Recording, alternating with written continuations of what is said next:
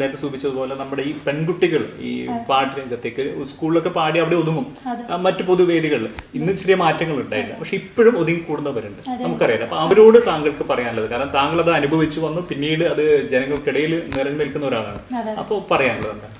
പറയാനുള്ളതെന്ന് വെച്ച് കഴിഞ്ഞാൽ, പിന്നെ നമുക്ക് കഴിവുണ്ടെങ്കിൽ നമ്മൾ മുന്നോട്ട് വരാം, നമ്മൾ സപ്പോർട്ട് ചെയ്യുന്നുണ്ടെങ്കിൽ, നമ്മളെ ഫാമിലിയിൽ നിന്നുള്ള സപ്പോർട്ട് ഉണ്ടെങ്കിൽ നമ്മൾക്ക് വരാം. പിന്നെ പ്രത്യേകിച്ച് പറയാനുള്ളത്, നമ്മൾ ഫീൽഡിൽ വന്നാലും നമ്മൾ നമ്മളായി നിന്നിട്ടുണ്ടെങ്കിൽ നമുക്ക് മുന്നോട്ട് പോകാൻ പറ്റും എന്തെങ്കിലും.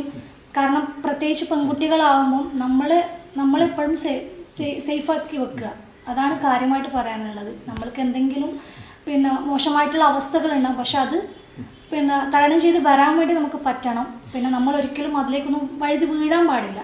ആ ഒരു കാര്യമാണ് സ്വയം സുരക്ഷ എന്തായാലും ഉണ്ടാകണം. കാരണം നമ്മൾ എന്ത് കണ്ടാലും അതിൽ നേരെ ചാടി ഇതാക്കാൻ പാടില്ല. നമ്മളിപ്പോൾ നമ്മളെ കാര്യങ്ങൾ പാടാനുണ്ടെങ്കിൽ നമ്മൾ പാടാം, നമ്മളെ കാര്യങ്ങൾ ചെയ്യാം. ആ രീതിയിൽ നമ്മൾ പോവുകയാണെങ്കിൽ നമ്മൾ ഇത്രയും മുന്നോട്ടേക്ക് പോകും. അതിൻ്റെ ഇടയിൽ വരുന്ന കാര്യങ്ങൾ നമ്മൾ മനസ്സിലാക്കിയിട്ട് പെരുമാറും. അതെ, നമ്മുടെ ഇതിൽ ഒരു പ്രത്യേകത, നമ്മുടെ സിഫ്രാൻ അഭിനയത്തു കൂടി കൈവച്ചിട്ടുണ്ട്, അത് തെളിയിച്ചിട്ടുണ്ട്. അപ്പൊ ഒപ്പം തന്നെ വലിയ സ്വീകാര്യതയാണ്. അപ്പൊ ഈ പ്രേക്ഷകരോട്, മോന്റെ ഏജിലുള്ളവരുണ്ട്, അല്ലാത്തവരുണ്ട്, മുതിർന്നവരൊക്കെ കാണുന്നുണ്ട്, അതിനോട് മോന് പറയാനുള്ളത് എന്താണ്?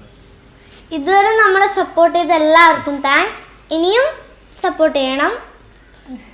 എന്തായാലും നിങ്ങളൊക്കെ പറഞ്ഞു കഴിഞ്ഞു. ഇപ്പൊ നൂറിക്കും പറയാനുണ്ട് അല്ലേ? നൂറ് പറയും. അപ്പം നമ്മളെ ചങ്ങാതിയും ഉപകാരവും ലൈക്കും ചെയ്യണം, സപ്പോർട്ടും ചെയ്യണം, ഷെയറും ചെയ്യണം. ഓക്കെ. നമ്മുടെ ഈ കോവിഡ് കാലത്ത് നമുക്കറിയാം, നമ്മുടെ സമൂഹത്തിലെ എല്ലാ മേഖലയിലും പ്രയാസങ്ങൾ, പ്രതിസന്ധികളാണ്. പ്രത്യേകിച്ച് കലാകാരന്മാരുടെ കാര്യം ഏറെ പ്രയാസമായിരുന്നു. ഇതെങ്ങനെ തരണം ചെയ്തു, എങ്ങനെ കൊണ്ടുപോയി?